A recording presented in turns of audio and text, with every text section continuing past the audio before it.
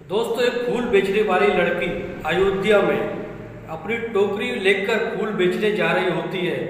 अचानक से वो देखती है कि घाट पर कुछ लड़के नहा रहे थे और वो ज़्यादा गहराई में जा रहे थे। उसे देखकर वो लड़की जो होती है वहीं रुक जाती है। उस लड़की का नाम सरिता होता है। सरिता जो होती है उस लड़के को देखकर वहीं रुक जाती है और मन में सोचने लगती है कहीं ज़्यादा गहराई में ना चला जाए। जब वो उसे देखती है, पास जाकर देखती है, तो वो कोई और नहीं, वो उसका पति होता है जो 4 साल पहले उसे छोड़ चुका होता है। तो दोस्तों, फिर आगे क्या होता है ये सच्ची कहानी है। नमस्कार दोस्तों, क्राइम स्टोरी में आपका स्वागत है। और अगर आपने हमारे चैनल को सब्सक्राइब नहीं किया तो सब्सक्राइब करें, इसी ताकि हमारा मोटिवेशन बना रहे। तो दोस्तों, ऐसा होता है, एक लड़का जो होता है जो 4 साल पहले सरिता की जिससे शादी हुई थी, उसका नाम राजेश होता है। राजेश लखनऊ का रहने वाला होता है। तो दोस्तों, ऐसा होता है वो अपने उसकी नई नई जो कार होती है, कार का उद्घाटन कराने के लिए वो अयोध्या जा रहा होता है और अपने 4 दोस्तों के साथ उस कार में बैठकर अयोध्या जा रहा होता है। और इस तरह से जो अपने दोस्तों के साथ अयोध्या में पहुंच जाता है और वहां पर जाकर अयोध्या में दर्शन करता है। दर्शन करने के बाद फिर वो घाट पर अपने दोस्तों के साथ नहाने जाता है। और नहाने के लिए जैसे ही वो उस घाट पर पानी में उतरता है तो पीछे से एक लड़की आ रही होती है जो बहुत ही ज़्यादा खूबसूरत होती है और जो फूल बेचने वाली लड़की होती है। तो दोस्तों, इस तरह से जब करीब जाकर वो लड़की उसको आवाज़ देती है कि कहीं ऐसा ना हो कि वो घाट इतना गहराई है, कहीं ऐसा ना हो कि वो वहाँ जाकर पानी के तेज बहाव में जाकर डूब जाए। तो वो जो लड़की होती है फूल बेचने वाली, वो एक छोटे से लड़के को अपने पास बुलाकर कहती है कि वो साहब जो उस घाट पर नहा रहे हैं वो नए हैं और उन्हें नहीं पता कि घाट की गहराई क्या है और इसका बहाव कितना है। पानी का बहाव जो बहुत तेज था। इस तरह से वो उसको मना करने के लिए छोटे से बच्चे को भेजती है।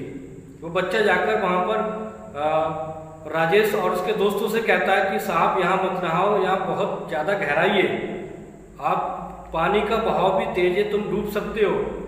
तो वो फिर उस लड़के की बात को अनसुना कर देते हैं और वो नहाने लगते हैं और वो छोटा सा बच्चा जो वापस आ जाता है। तो इस तरह से जो लड़की होती है वो लड़की करीब में जाकर देखती है तो वो कोई और नहीं, वो लड़का राजेश होता है जो 4 साल पहले जिससे उसकी शादी थी, शादी टूट गई थी और उसकी शादी में बाधा पड़ गई थी और वो दोनों अलग हो गए थे। और इस तरह से उसे आज भी अपने पति की चिंता थी। तो वो करीब में जाकर, घाट के करीब जाकर जब राजेश को आवाज़ देती है तो राजेश जैसे ही पानी में मुड़कर करीब आकर देखता है तो वो कोई और नहीं, वो उसकी पत्नी सरिता होती है। इस तरह से जब वो सोचता है कि ये मेरी इतनी चिंता कर रही है तो उसकी आंखों में आंसू आ जाते हैं और सरिता जो होती है उसके भी आंखों में आंसू आ जाते हैं, क्योंकि वो अपने पति को 4 साल बाद देख रही थी। और सरिता की हालत ऐसी थी कि वो गरीबी में फूल बेचने के लिए यहाँ रोज आती है और इस तरह से वो अपना गुजारा भत्ता चलाती थी। तो दोस्तों, ऐसे धीरे धीरे उसका दिन ब दिन गुजरते जा रहे थे और वो इस तरह से अपने छोटे भाइयों के लिए और अपने माता पिता के लिए ये सब कर रही थी। तो जैसे ही करीब आकर उसके दोस्त पूछते हैं कि ये कौन है, तो राजेश कहता है कि ये मेरी पहले वाली पत्नी है जो मुझसे किसी तरह से शादी को टूट गई थी। तो दोस्तों, फिर इस तरह से उसके दोस्त, राजेश के दोस्त पानी से बाहर निकल आते हैं और फिर वो कहते हैं, भाभी जी आप तुम इनसे अलग कैसे हुई थी राजेश से। तो वो अपनी पूरी आप बीती बताने लगती है कि ऐसा हुआ था, हमारी जो शादी हो रही थी, शादी के दिन ही दोनों पक्षों में किसी बात को लेकर आपस में टकरार हो गई थी और दोनों में मार कुटाई हो गई थी। इतनी ज़्यादा लड़ाई हो गई थी कि दूसरों की जो चोटें आई थी, दोनों पक्षों को काफ़ी चोटें आई थी। फिर किसी तरह से बारात लौटने जा रही थी और राजेश के माता पिता यहाँ से लौटकर जा रहे थे, तभी कुछ समझदार लोगों ने ये समझाया और फिर उन दोनों की शादी कराई थी। शादी कराने के बाद जैसे ही सरिता जो उनके घर पर, राजेश के घर पर जाती है तो उसके घर पर जाकर वो मान सम्मान नहीं मिलता है जो मान सम्मान उसे मिलना चाहिए था, क्योंकि सरिता गरीब थी। राजेश के माता पिता काफ़ी पैसे वाले थे, व्यापारी थे, व्यापार करते थे। उनका एक मेडिकल स्टोर था, राजेश भी मेडिकल स्टोर को चलाता था। तो दोस्तों इस तरह से उनकी ज़िंदगी तो बहुत अच्छी कट रही थी, लेकिन सरिता के घर वाले काफ़ी गरीब थे। तो इस तरह से दोस्तों जब वो उनके घर पहुंच जाती है तो राजेश के माता पिता और उसके परिवार वाले उसको अच्छा नहीं समझते हैं और बात बात पर उनका विवाद होने लगता है। तो दोस्तों इस तरह से एक दिन नौबत ये आ जाती है कि वो सरिता के माता पिता से कहते हैं कि हम अब किसी कीमत पर भी सरिता को अपने घर पर नहीं रख सकते और हमारी सरिता से अब नहीं बन पाएगी। और इस बीच में राजेश भी कुछ नहीं कहता है, क्योंकि उनके माता पिता के आगे राजेश भी नहीं बोल पाता है।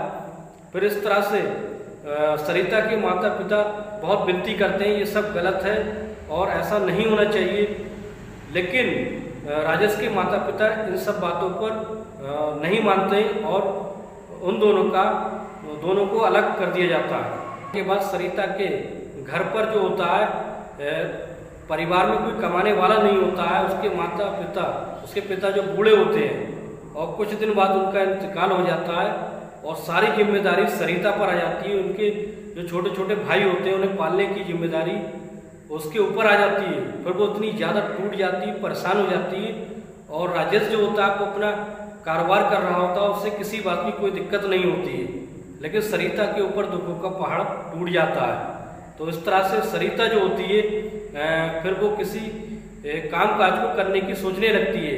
उसकी जो माता थी सरिता की, वो कभी कभी मजदूरी कर लिया करती थी, लेकिन हर समय मजदूरी नहीं मिलती थी, इसलिए उन्हें जो लालन पालन पोषण करने में बहुत दिक्कत हो रही थी।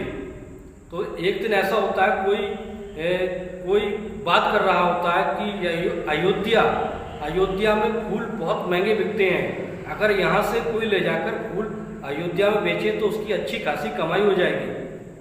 तो ये सुनकर सरिता के मन में ये सवाल आता है कि क्यों ना हो मैं यहाँ से फूल ले जाकर अयोध्या बेचूं और वहाँ जाकर अच्छा मुनाफा मिल सकता है। तो इस तरह से कुछ फूल जो थे उसने अपने बगीचे से तोड़कर एक टोकरी में रख लेती है और टोकरी में रखने के बाद वो सरकारी बस पर चढ़ कर अयोध्या पहुँच जाती है।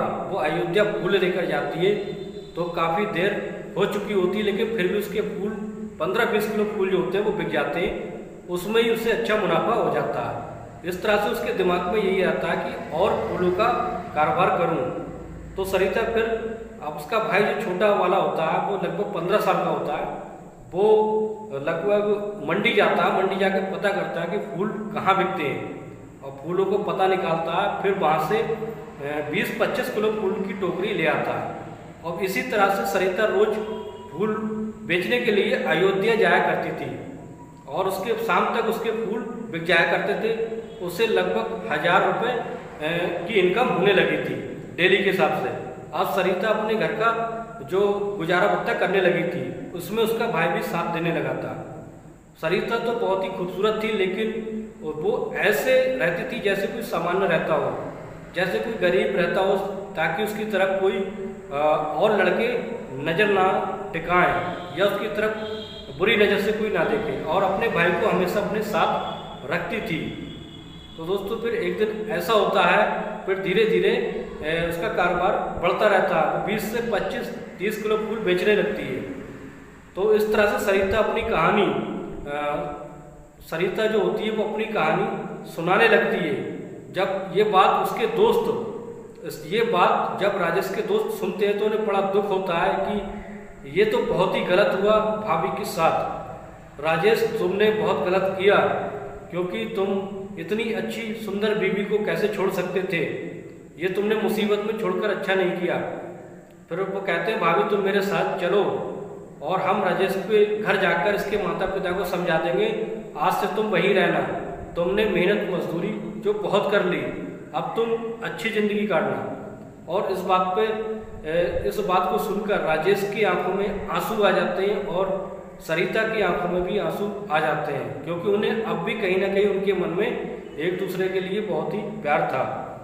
तो दोस्तों इस तरह से फिर वो सरिता कहती कि मैं नहीं जा सकती, मेरे परिवार की सारी जिम्मेदारी मुझ पर है, और अगर मैं छोड़ के चली गई तो छोटे छोटे भाई हैं उनका क्या होगा और उसकी माता का क्या होगा। तो वो राजेश के दोस्त कहते हैं कि कोई बात नहीं, तुम्हारा जो भाई है 15 साल का हो चुका है, उसे हम अच्छी सी नौकरी दिलवा देंगे। इस तरह से राजेश के दोस्त कहते हैं कि भाभी तुम चलना, हम सारी बात उनके माता पिता को समझा देंगे। और इस तरह से कहकर वो सरिता को अपने साथ ले जाते हैं। करके छोड़ दिया था तुमने, ये गरीब है लेकिन बहुत ही ईमानदार है और ये अपना गुजारा भत्ता चला रही होती है। इस तरह से राजेश अपने माता पिता को समझा लेता और वो जो होती है सरिता अब वो राजेश के साथ रहने लगती है। राजेश अब पढ़ा लिखा तो होता है, लेकिन अब उसका एक कारोबार और बढ़ जाता है, वो एक अपना मेडिकल और खोल लेता है। इस तरह से उनका कारोबार चलने लगता है। तो दोस्तों कैसी लगी ये स्टोरी हमें कमेंट बॉक्स में जरूर सुनाएं।